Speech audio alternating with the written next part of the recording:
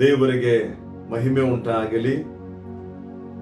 ಕೀರ್ತನೆಗಳು 20 ವಾಕ್ಯ 7ರಲ್ಲಿ ನಾವು ನೋಡುವಾಗ, ಕೆಲವರು ರಥಬಲದಲ್ಲಿ, ಕೆಲವರು ಅಶ್ವಬಲದಲ್ಲಿ ಹೆಚ್ಚಳ ಪಡುತ್ತಾರೆ, ನಾವಾದರೂ ನಮ್ಮ ದೇವರಾದ ಯೆಹೋವನಲ್ಲಿಯೇ ಹೆಚ್ಚಳ ಪಡುತ್ತೇವೆ.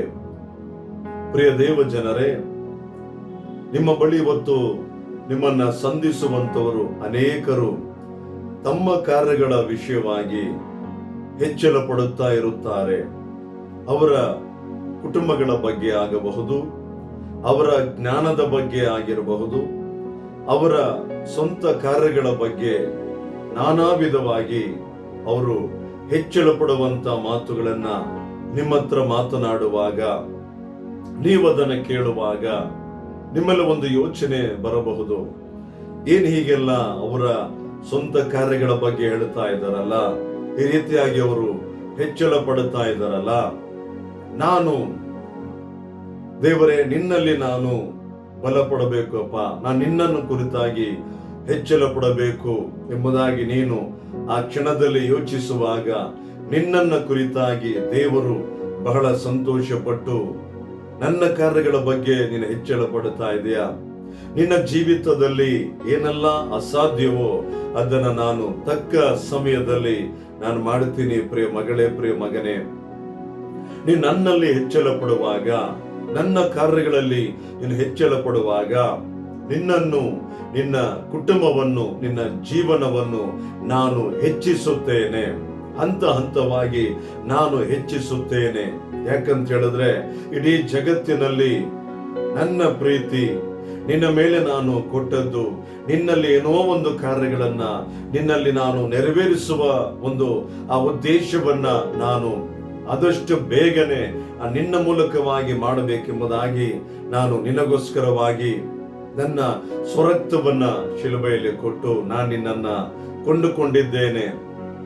ನಾನು ನಿನ್ನಲ್ಲಿ ಮಾಡುವಂತ ಕಾರ್ಯಗಳು ಹೆಚ್ಚಾಗಿರುತ್ತೆ, ಅದು ನಿನಗೆ ಆಶ್ಚರ್ಯವಾಗಿರುತ್ತೆ. ಯಾಕಂತ ಹೇಳಿದ್ರೆ, ನೀನು ಇವರ ಪ್ರಕಾರ, ಅವರ ಪ್ರಕಾರ, ಲೋಕಾನುಸಾರವಾಗಿ ಜೀವನ ಮಾಡುವಂತವರ ಪ್ರಕಾರ ನೀನು ಲೋಕಗಳ ಕಾರ್ಯಗಳ ಬಗ್ಗೆ ಹೆಚ್ಚಳ ಪಡುತ್ತಾ ಇಲ್ಲ.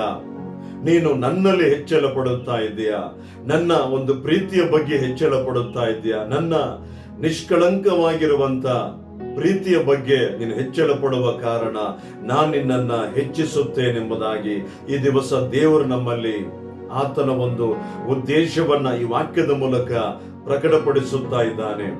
ದಾವೀದನ ಜೀವಿತದಲ್ಲಿ ನೋಡಿ, ಅವನ ಎಲ್ಲಾ ಕಾರ್ಯಗಳು, ಯಾವುದೇ ಕಾರ್ಯಗಳಿದ್ದರೂ ಕೂಡ ಅದನ್ನು ಯಾವುದು ಕೂಡ, ಒಂದು ವೇಳೆ ಕಹಿಯಾದ ಘಟನೆಗಳು ಸಂಭವಿಸುವುದಾದರೂ ಅದನ್ನು ಕುರಿತು ಬಹಳವಾಗಿ ಹೆಚ್ಚಳ ಪಡದೆ, ಸಂತೋಷದ ಕಾರ್ಯಗಳನ್ನು ಕುರಿತು ಬಹಳವಾಗಿ ಹೆಚ್ಚಳ ಪಡದೆ, ಇಲ್ಲಿ ವಾಕ್ಯ ಹೇಳುತ್ತಾ ಇದೆ, ದೇವರೇ ನಾನು ನಿನ್ನಲ್ಲಿ ಹೆಚ್ಚಳ ಪಡುತ್ತಾ ಇದ್ದೇನೆ, ನಾನು ನಿನ್ನ ಕಾರ್ಯಗಳ ಬಗ್ಗೆ ಹೆಚ್ಚಳ ಪಡುತ್ತಾ ಇದ್ದೇನೆ.